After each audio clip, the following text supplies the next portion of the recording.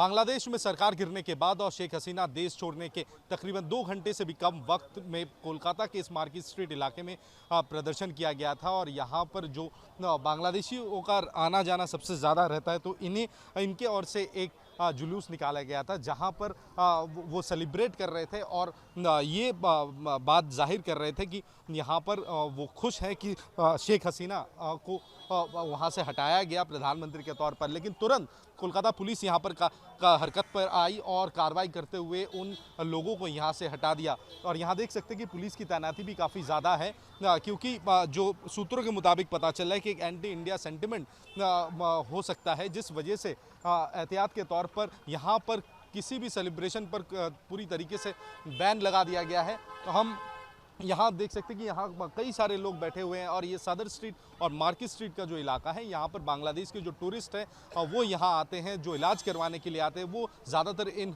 होटलों में रहते हैं और यहाँ रहकर वो अलग अलग जगहों पर जाते हैं। तो यहाँ पर बांग्लादेशियों का जो कॉन्सेंट्रेशन है वो काफ़ी ज़्यादा होता है। और यहाँ पर कुछ देर पहले ही एक जुलूस निकाला गया था। हम यहाँ बात करने की कोशिश करेंगे एक जन से।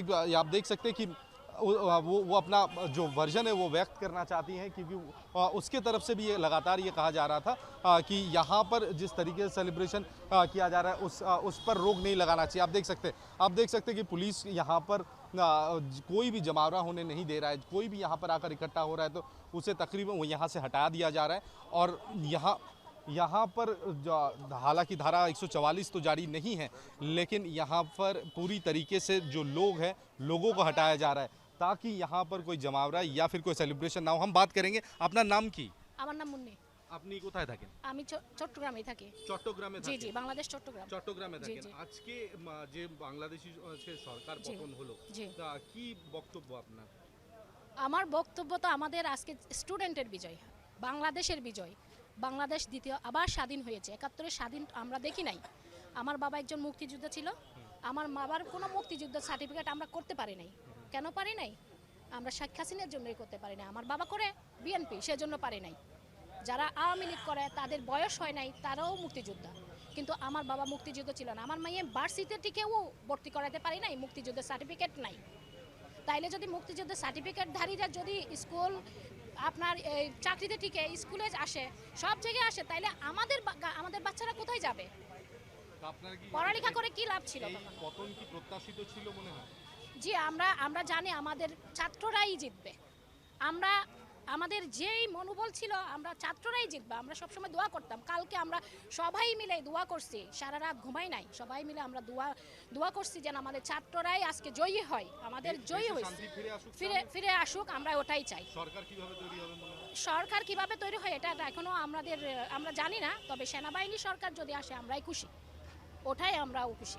তো आप देख सकते हैं कि जो আমরা চাই একটা নিরপেক্ষ সরকার এসে আমাদের দেশটা একটু শান্তি করুক, আমাদের বাচ্চারা রাস্তায় স্বাধীনভাবে চলাফেরা করতে পারুক, এটাই আমাদের কাম্য। আমি কোনো দল করি না, আমার কোনো দলের নাই, কিন্তু আমি একটা গার্ডিয়ান। আমি আমার 2 ছেলে মেয়ে, সবাই তো আমার ছেলে মেয়ে, তাই না?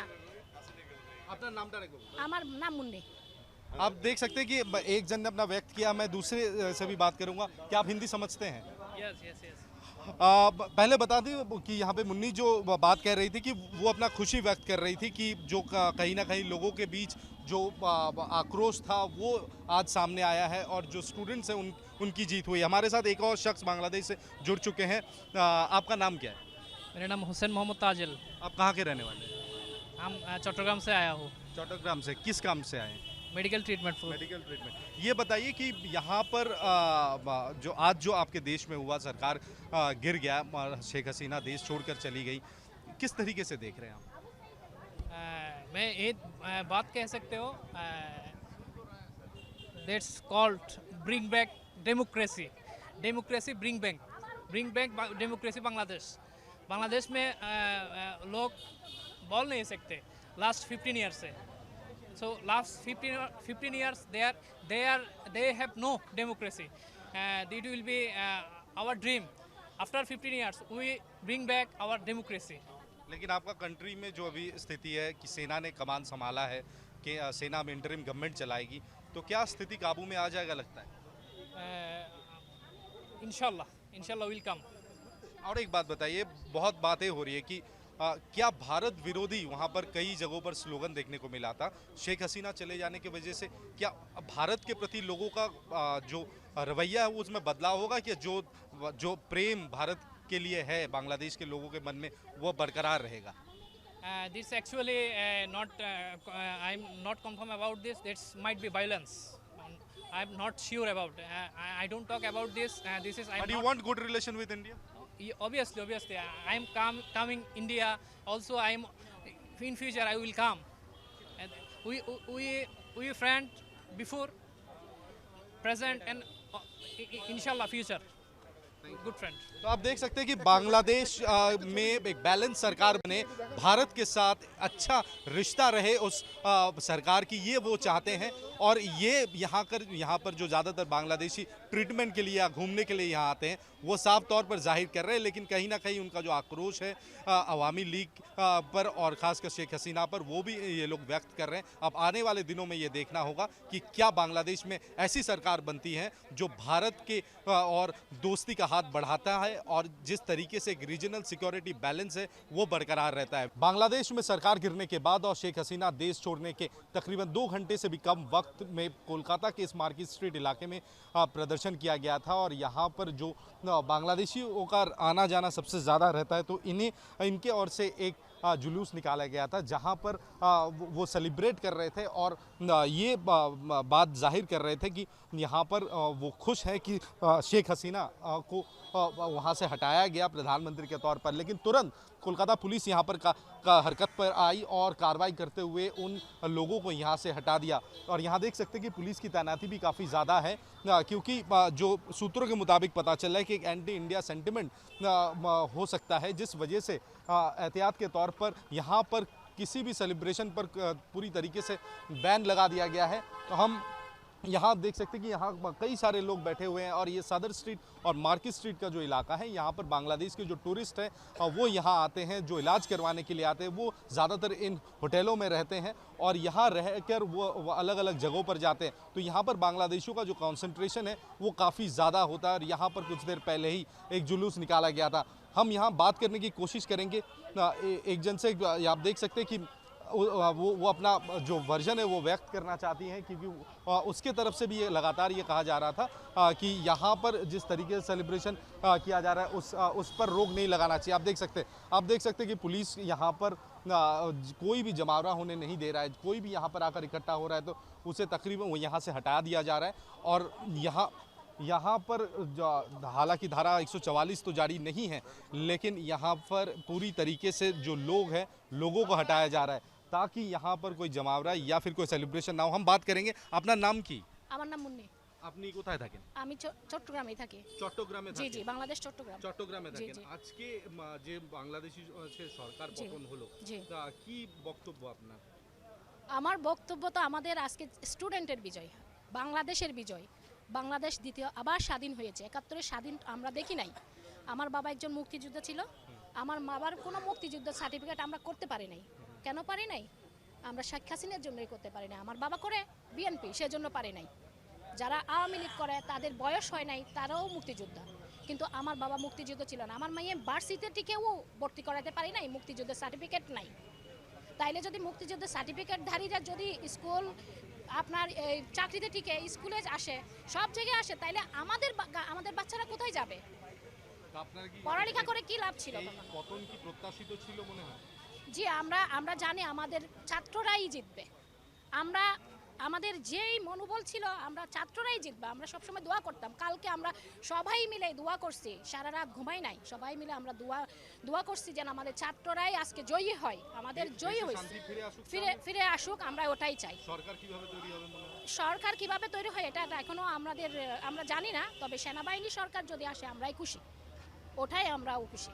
तो आप देख सकते हैं कि जो আমরা চাই একটা নিরপেক্ষ সরকার এসে আমাদের দেশটা একটু শান্তি করুক, আমাদের বাচ্চারা রাস্তায় স্বাধীনভাবে চলাফেরা করতে পারুক, এটাই আমাদের কাম্য। আমি কোনো দল করি না, আমার কোনো দলের নাই, কিন্তু আমি একটা গার্ডিয়ান। আমি আমার 2 ছেলে মেয়ে, সবাই তো আমার ছেলে মেয়ে, তাই না? अपना नामটা রেখো। আমার নাম মুন্নি। आप देख सकते हैं कि एक जन ने अपना व्यक्त किया, मैं दूसरे से भी बात करूंगा। क्या आप हिंदी समझते हैं? Yes. पहले बता दें कि यहाँ पे मुन्नी जो बात कह रही थी कि वो अपना खुशी व्यक्त कर रही थी कि जो कहीं ना कहीं लोगों के बीच जो आक्रोश था वो आज सामने आया है और जो स्टूडेंट्स हैं उनकी जीत हुई। हमारे साथ एक और शख्स बांग्लादेश से जुड़ चुके हैं। आपका नाम क्या है? मेरा नाम हुसैन मोहम्मद ताजिल। आप कहाँ के रहने वाले हैं? हम चट्टग्राम से आया हूँ। चट्टग्राम से। किस काम से आए हैं? Medical treatment for. Medical treatment. ये बताइए कि यहाँ पर जो आज जो आपके देश में हुआ, सरकार गिर गया, शेख हसीना देश छोड़कर चली गई, किस तरीके से देख रहे हैं आप? मैं एक बात कह सकते हो, that's called bring back democracy. Democracy bring back democracy Bangladesh. Bangladesh में लोग बोल नहीं सकते लास्ट 15 ईयर्स से। So last 15 years they have no democracy. It will be our dream. After 15 years we bring back our democracy. लेकिन आपका कंट्री में जो अभी स्थिति है कि सेना ने कमान संभाला है कि सेना में इंटरिम गवर्नमेंट चलाएगी, तो क्या स्थिति काबू में आ जाएगा लगता है? इंशाल्लाह विल कम। और एक बात बताइए, बहुत बातें हो रही है कि क्या भारत विरोधी वहाँ पर कई जगहों पर स्लोगन देखने को मिला था शेख हसीना चले जाने की वजह से, क्या भारत के प्रति लोगों का जो रवैया है वो उसमें बदलाव होगा कि जो प्रेम भारत के लिए है बांग्लादेश के लोगों के मन में वो बरकरार रहेगा? This actually I'm not confirm about this. That might be violence. I'm not sure about. I don't talk about this. This is. But you want good relation with India? Obviously, I am coming India. Also, I am in future. I will come. And we friend before, present, and inshallah future. Good friend. तो आप देख सकते हैं कि बांग्लादेश में एक balance सरकार बने, भारत के साथ अच्छा रिश्ता रहे उस सरकार की, ये वो चाहते हैं। और ये यहाँ पर जो ज़्यादातर बांग्लादेशी ट्रीटमेंट के लिए या घूमने के लिए यहाँ आते हैं वो साफ तौर पर जाहिर कर रहे हैं, लेकिन कहीं ना कहीं उनका जो आक्रोश है अवामी लीग पर और ख़ासकर शेख हसीना पर, वो भी ये लोग व्यक्त कर रहे हैं। अब आने वाले दिनों में ये देखना होगा कि क्या बांग्लादेश में ऐसी सरकार बनती है जो भारत के और दोस्ती का हाथ बढ़ाता है और जिस तरीके से एक रीजनल